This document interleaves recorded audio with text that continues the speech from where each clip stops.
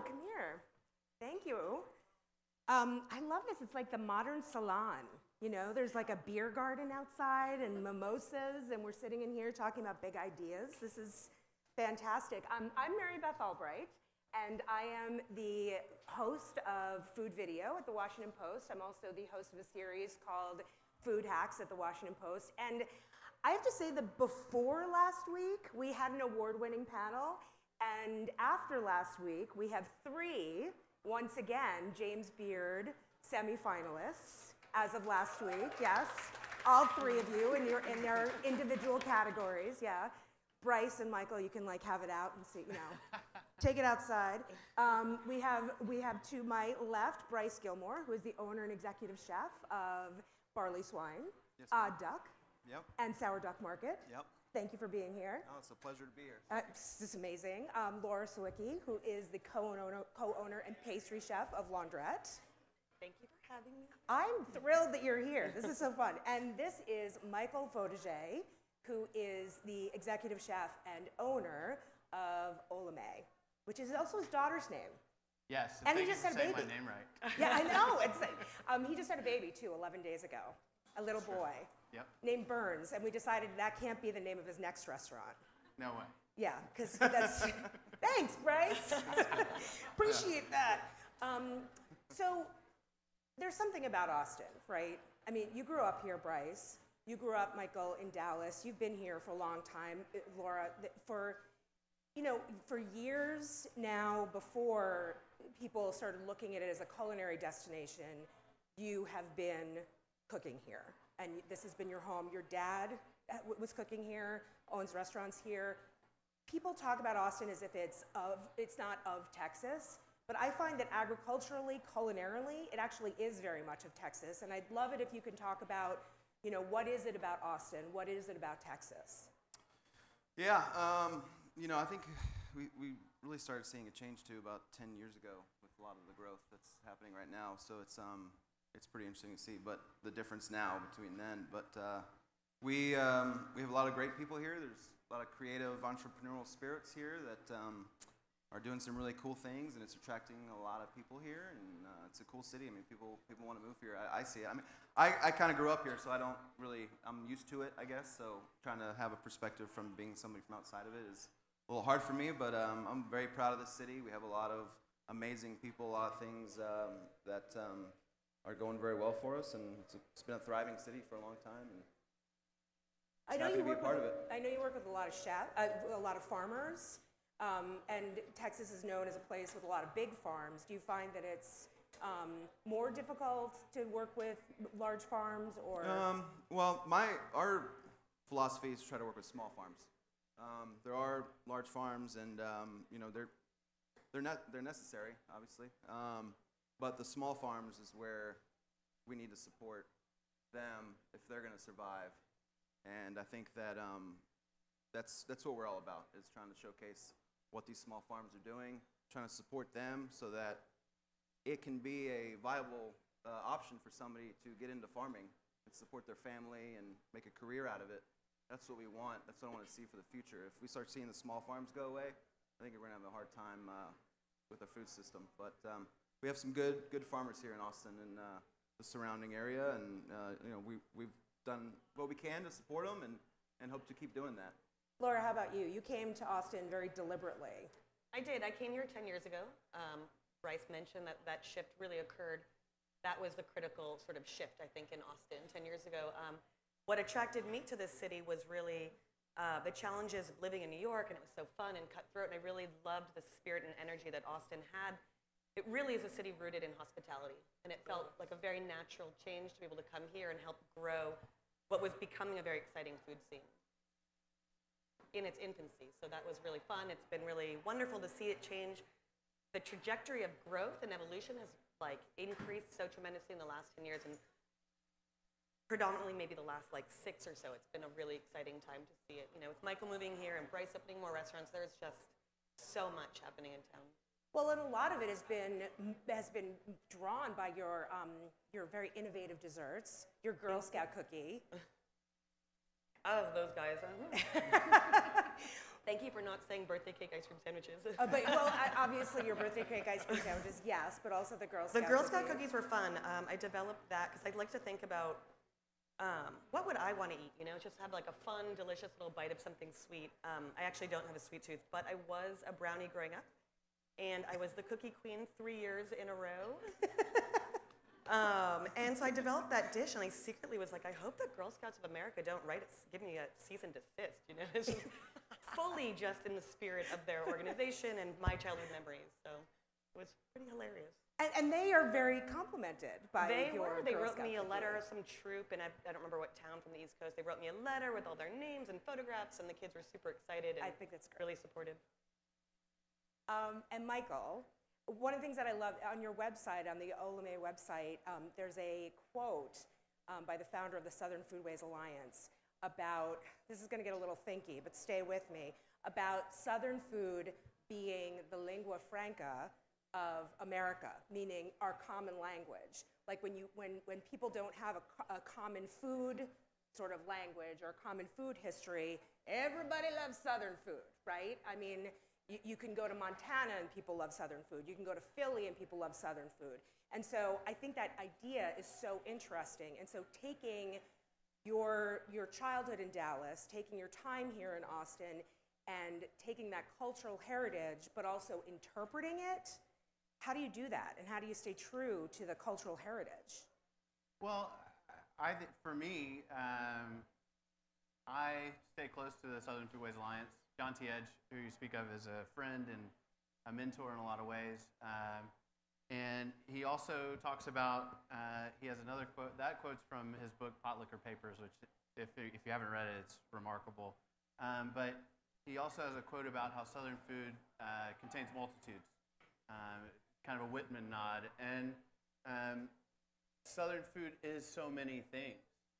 And I think that for me, I am doing much what Laura talks about, is like trying to reference my past. Olame is my mother's name, my grandmother's name, my great-great-grandmother's first name. They're all from a small town in Tennessee. So I grew up going back there in the summers, and that's my connection to the food. And so that's how I try to reference history. I try to, we're all three of us are storytellers. And I think that's how you come with authenticity. That's if you base it in something that's real for you, then you're going to have the opportunity to represent yourself in a way that feels accurate. I love what you just said, you're all storytellers, because I think that's absolutely right. And I think that telling the stories that we tell through food, whether you're a chef, whether you're a producer, whether you're a farmer, I think that's exactly what you, writer, whatever, that's exactly what we do. What kind of stories do you try to tell through your food? I mean, Laura talked a little bit about the Girl Scout cookie, but there's, I ate at Olame last night, and I had a Luck and Money. Yes, no, it was wonderful. Everybody's restaurants, as are everybody's restaurants, but there are, what stories do you try to tell through your food? I think for us, we always say our restaurants are a reflection of a time and place and the people that work there. That's how we like to think that we stay relevant over the years. Is things are going to change every season with the product that's available from us, from the farms. The people that are working there at the time are creating. I just take all the credit for everyone else's hard work at the restaurants.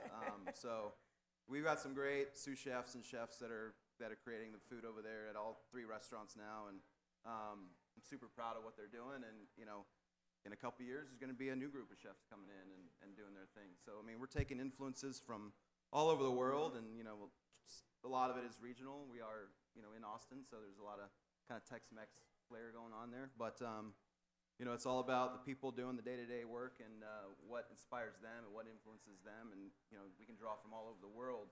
As long as we're using the products that are available to us from the local farms, things are going to change year-round throughout the seasons, and that's our story. We are who we are in the time and place, and that's who we always will be. And I know that all three of you have spoken out about food access for people in Austin, for people, and sustainability, for people who work in your businesses. I mean, you're employers to a lot of people. So how do you engage in the community, and how do you make sure that that food storytelling doesn't end, at the diner? How does it continue out into the community? Right. I could speak for us. It's important that we put our money where our mouth is. We like to talk about community. We like to talk about how we want to get out there and support the community. And in Austin, there's a lot of opportunity to do that. And I feel like, I imagine this group here in this next year will do combined probably 100 events supporting various groups like the Austin Food Wine Alliance that provides grants to the small farmers that we talk about, to other groups that support causes that we genuinely care about. I think we can all get behind the Austin Food Wine Alliance, yes? Everybody a fan? Yes, yes. Yeah, and so, and I'm sure in every city there's a lot of opportunity, but it does feel like in Austin, there are 2 parts of the year where we really have the opportunity to do these things, and basically it's the fall and the spring, and it's all you can handle. And so this group in particular, I see them all the time at events and donating and stuff like that. It's just a part of the fabric of what we do. Well, when we were back in the green room, all 3 of you, when you saw each other, just hugged each other. You were, oh, congratulations on your baby. Congratulations on the Beard nomination. It was very lovely and chummy. Austin still captures that small town spirit as much as we're growing and evolving. And I think that's something that all of our restaurants try to capture, is that sense of hospitality. It's at the forefront of what my partners and I envision for our restaurants. We want to make sure that people come in and feel welcomed and feel supported, and then walk out the door with that same sense of love and comfort and all those things. So I think as storytellers, we want to continue to tell that story and have that resonate with our guests when they leave. And I think doing some of these events that we talk about is an opportunity to sort of reignite that conversation with them, and have people just exposed to what the visions of the restaurants are and little experiences in a more holistic way, and getting to experience all of it together. Yeah, I was going to say, there's a question I get a lot is, how do you feel about the growth of Austin? Are you worried about it? Are you scared that it's going to be different than it has been? Because, it used to be keep Austin weird, and it's maybe getting a little less weird with everyone moving here. But do something weird. Yeah. So that it's everybody do something weird right now. Yes, yes, Queen. Yes. So my answer is always like, I kind of, you have to accept it, and I think growth is inevitable when you have a great city like this. It's what we have to think about is we have an opportunity to kind of steer that growth in a certain direction. And I think by continuing to support small businesses that are from here in Austin, keeping the money here, supporting the people that are doing like creative and cool things, that's going to keep the spirit of Austin alive. And I think that we all, when we're trying to contribute to the community, that's what we're doing. And any chance we have to support the small local guys, that's what we do, and that's what we have to do if we want to keep Austin what it is. And I saw that definitely, or I see that whenever I go out in Austin in the service too. And I wonder what the family meals are like at your restaurants when you all sit around and eat together before or after service. Do you complain about us? Do you complain about the diners? No. That's not that. We don't have that culture in our restaurant at all. Okay, good. No, not at all. No, it's all the cooks on their phones looking at Instagram when they Yeah. have 2 seconds. Yeah. 5 minutes of just. That's what it is. Yeah, okay. All right, well, what do you serve? What do you like to serve? Everybody seems very knowledgeable, like all the servers seem very knowledgeable about all the food and stuff, so everybody seems really well versed in everything you're making. Yeah, you have to train the staff and, feed them and show them what you're doing. Yeah, family meal is like, the way we look at it is an opportunity to nourish each other. We have, in the way that we do it, and the first and foremost is it has to be good every day. Like, that's just the flatline expectation. And if it's not good, then there will be suggestions made about how to make it better. No one's ever shamed, but it's like, hey, maybe we could have cooked that rice a little less, or something like that. But from the perspective of, it's our time to sit down and be together. Sometimes being together does mean sitting next to each other, and looking at our phones. But also, like for me at least, like when I sit down with a team, I don't talk about work. Like I don't talk about what's going to happen in an hour when service starts, or an hour and a half when service starts. I try to have a moment where we're just sitting there together. Being real people. Yeah, just being people talking about stupid stuff. And it's imperative that you have, at least for us, it's imperative that you have that moment together in order to kind of charge up for what you're about to do. There's also an opportunity for the staff to get to sit and enjoy some time with us in like a real person-to-person human way and just have that dialogue. So we also see family meals an opportunity for the cooks who may not necessarily, they're cooking our food every day and they're doing the same thing and the grind every day. It's an opportunity for them to share their creative voice with their team as well and to do something fun, have a good time doing it. So we like to assign a different cook every day to do it. So they know what they're getting themselves into. They have the opportunity every week to like take a look at what's in the walk-in and assess and try to do something amazing.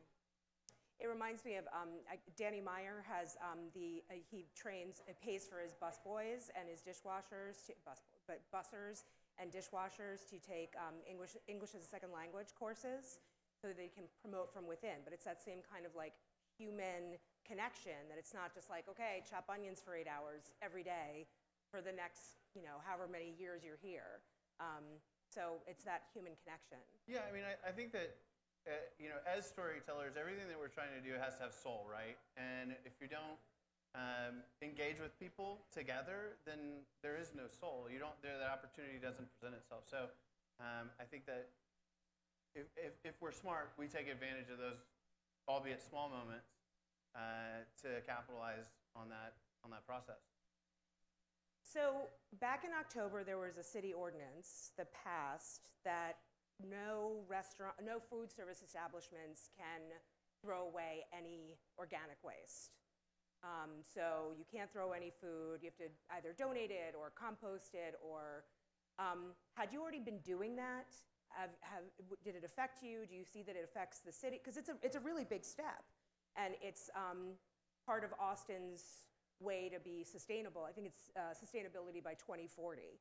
And so, did that affect you? How's it working out?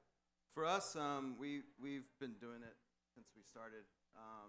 Even when I opened the trailer 10 years ago, I had a compost bin in the back that they came and picked up every week. For those who don't know, Odd Duck began as a food trailer. Yeah. Bryce started it as a food trailer. He had it for years and then opened it as a brick and mortar.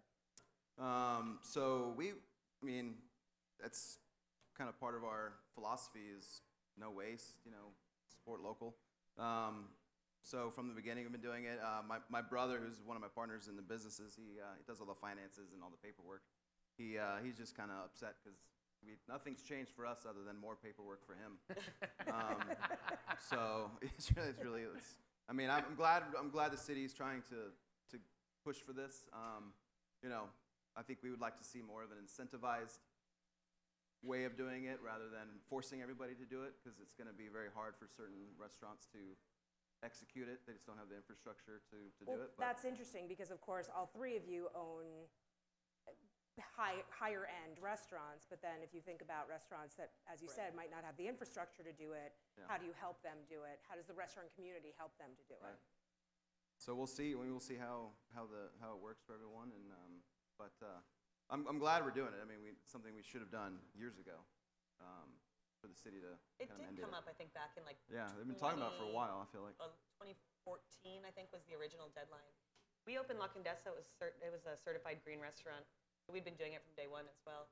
It took a little bit of time to get the program initiated at Laundrette, but it was not without trying. It's incredibly important. I compost at my home as well, and I've always done that. So something that our principles that we already have, it's wonderful to see that the city is moving in that direction. Like Bryce said, it would be nice if there was maybe a little bit more education and resources involved for other people to sort of have a larger understanding of how that could work for them.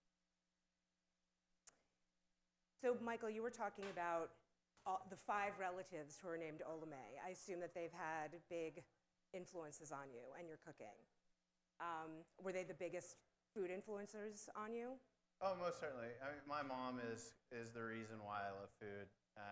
That's why I chose chose to name the restaurant after her because she was my true connection. I mean, as a kid when we traveled, the conversation when we got home was not, it was like, how was vacation? Oh, the food was good. I mean, Right. every place was rated up by kind of our experience with food, and so yeah, that's what feels like the most authentic way to talk about my connection is through my mother and through my grandmother, most certainly. And she cooked too, I assume. Yeah, Yeah. my grandmother didn't cook a ton, but my mom is a very very capable cook, and also my mother has always tells me about how she feels about her experiences at the restaurant and whether or not, in a very thoughtful manner, whether or not we're executing to the level of Absolutely. expectation that we should. Wait, do all of you have this experience? 1000%. My mom fancies herself maybe a food critic now. She really feels that she's in the industry as well.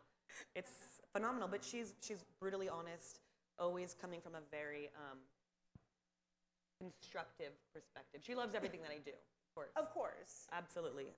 But she loves to go out to eat. We've spent, as Michael just said, every single family experience together was eating breakfast and talking about where we were going to have lunch. And when we were having lunch, where are we going to have dinner? When we were having dinner, what are we going to do tomorrow for breakfast? And I come from an Argentine and Jewish family, and it was just, food was always at the core of everything.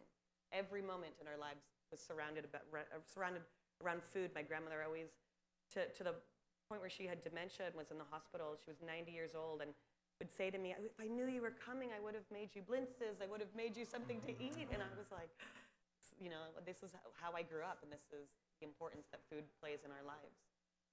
Really special to us. Yeah. I have to ask about something you said earlier, which is that you don't have much of a sweet tooth. Not at all. I feel like potato chips, French fries. I feel all like of it. I hear that a lot from pastry chefs. Yes, it's true. What is it with that? I love the craft, what I do. I absolutely love it. I love the invention. I love the composition of it all. I just enjoy the experience of sharing that with other people. So of course I taste. When I'm changing a menu, I'm like, oh God, every day. I have to taste this 17 times before I'm happy with it. I'll work on a recipe 30 times before I'm content with it. So I think because of my diligent nature and my meticulous nature, I just have had enough. By the time the dessert hits the table, I just can't. Yeah. This doesn't appeal to me. But salt, oh my God. I literally can dip my finger in salt and just be content. Well, I feel like if I ever see a recipe for dessert, I just double the salt automatically, Absolutely. no matter It's what. never enough. Just that's the rule. Just double the salt. Yeah. Always. That's why you in a love recipe. Olame last night. And maybe the butter too, I don't know. Oh, the butter. Forget about it. Bryce, how do you stay true to these like the Southern heritage, and also just innovate and create new dishes, and which you're always doing? Yeah. Well, like I said, I mean, I think we've got a lot of great cooks and chefs that work for us, so we all kind of bounce ideas off of each other. We're all bringing influences and things from our own pasts, and so it's fun to work with and collaborate with these young creative people that are trying to make a name for themselves too. Yeah. But we're it's part of the process. I mean, it's an interesting dynamic sometimes, but it can be challenging with the seasons. I mean, you have an idea of trying to come up with a dish and make sure that you have the product available from the farms, and sometimes a freeze happens and you lose all that, so you have to change the menu real fast. So we're always kind of on our toes, kind of thinking about what the next thing is, which is good. It keeps us involved and always kind of thinking about what direction we want the menu to go, but it's nonstop. We're always kind of having to That's think about it. I think living in this world where we work so specifically with small producers, like we have to be nimble, and what that causes is like when you run out of something, then you have to find something else, and it just facilitates creativity and forces your hand. So we would never change the way we do, partially because what Bryce talked about earlier, and like the idea of like local and that idea, but also like we would never give it up at this point because we've found so many great ideas through the process. and it's made us kind of look at things in a new perspective that we wouldn't change just partially because of the creativity that it helps us, gain. Yeah, and every year we work the same ingredients every year pretty much. It's so you kind of look forward to the next season, what's coming up, and we always try to do something new with a certain vegetable or protein or whatever that we want to feature than we've done before.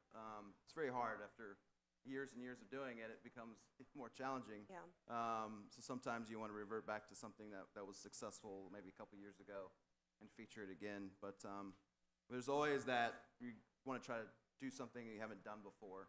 And then there's some mentality. food critic who's like, oh, this is what Bryce did 2 years ago. Ugh, Oh yeah, you there's know? But at the there's same time, definitely then that. there's Yeah. guests that are like, wow, I had this 2 years ago. It was my favorite dish 2 Yeah, years ago. I'm right, super right. psyched to have it. Yeah. now. Or It's a someone surprise thinks for them. someone thinks it's too weird or not creative enough. So you can't please everybody. You can't please But everybody. you got to be proud of what you do, and I think it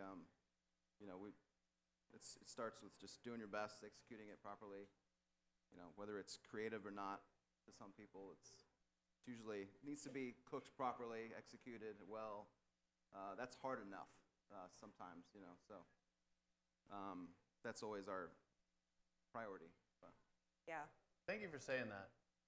I feel like, that's one of the greatest, in this modern age where all the cooks are sitting around at family meal looking at, Laurent Cool Gras. pictures, yeah. Yeah, Laurent Gras or Franson or these restaurants that are high technique and, really beautiful food that many of us have never had the opportunity to eat a lot of times or whatever. The self-doubt is a natural thing for everyone. Some of us are better at pretending that we have it or don't have it. And so, I appreciate you saying that because, man, it's a mind fuck. I mean, it's kind of like, you're like, am I pushing the boundary enough? Am I good enough? Am I trying, And so... Well, you gotta. We're competing, with everyone else, and we want everyone to like our pictures on Instagram more than others, and so we gotta. But when you have that real moment with yourself, and you're like, the food is delicious, and that's what counts. Yeah. And fortunately, on a bad day, it takes a lot longer to get to that thought, and on a good day, you can get there pretty quick. So. Yeah. I've had people ask me what my creative process is like, and I'm like, you don't want to write about this, you don't want to know. It's so tortured, and I think every time I cycle through this depression and questioning my abilities, and am I good enough, and am I still relevant? And then I get through to the other side, and I'm like, I had to go through all of that internal challenge to realize I'm actually very good at what I do, and it's just pushing my creativity harder and further every time. Well, I think everybody has that, right? I mean, if we're all honest, let's have an honest, authentic moment. We all feel that way. I mean, everybody in whatever industry we're in, everybody who's here is in some sort of creative industry, is in some sort of we're trying to create something. We're trying to have big ideas. We're trying to innovate. That's why we're here. That's why we're all coming on to Austin. Sorry, apologies for what we're doing to your city. But that's why we're all coming here and just talking to each other and trying to create. And I think that's part of the creative process, is having that kind of doubt. And I appreciate that you're having that moment, because I think it's exactly right. And I just want to have an Instagram account that's my half-eaten bagels, because it's that's a lot of times it's what my life is like. Oh, I forgot that bagel, You don't have to watch it. You don't have to follow it. or ideas that didn't work. Yes. Right? Yes. There you go. I mean, because everybody talks about failure, but how about Instagramming about failure? Right. Right? Yeah. Okay, this is my last question. Chili, beans or no? No. I know, I'm in Texas. That's what I'm asking. That's why I'm asking. No beans ever. I don't eat a lot of meat, Hold so on. I'm like, yes, I'm beef, sorry. yes. This is I don't. I know it is. This is That's a why thing I. with me that my friends when I worked in New York it's a thing. If it has beans and it looks like chili, it's called Southwestern stew. You heard it here. There's a guy Heard it here applauding in the first. back. I love it. Yeah. It's funny that you say that, because I don't really care. But I have chili on the menu at 2 of the restaurants, and they have beans in it. Oh, and one of them that fighting sour duck, words. it says "Sorry, Texas" in parentheses. So. Yeah, I love beans, so it's I'll put beans in anything. chili. I don't really care. I mean, we're gonna put We need to Fritos and rewrite the cheese on it rewrite the anyways, rules so. here. We can do whatever we want. To Yeah. be continued. It's like, I'm not like either. I'm not actually really emotional about chili in general at all. Like I just that's like one of the things I feel is like. You just had a baby 11 days ago. You get dispensation on anything. Like you can get emotional about anything. We don't have much time left. Yeah, I know. Well, thanks to Bryce Gilmore, thanks to Laura Sawicki, thanks to Michael Fotoge. This was amazing. Good luck with your James Beard nominations. I'm Mary Beth Albright. I will be back later with Padma Lakshmi. And we're going to move on to the next part of the program. Thank you so much for being here. Thank you for having us.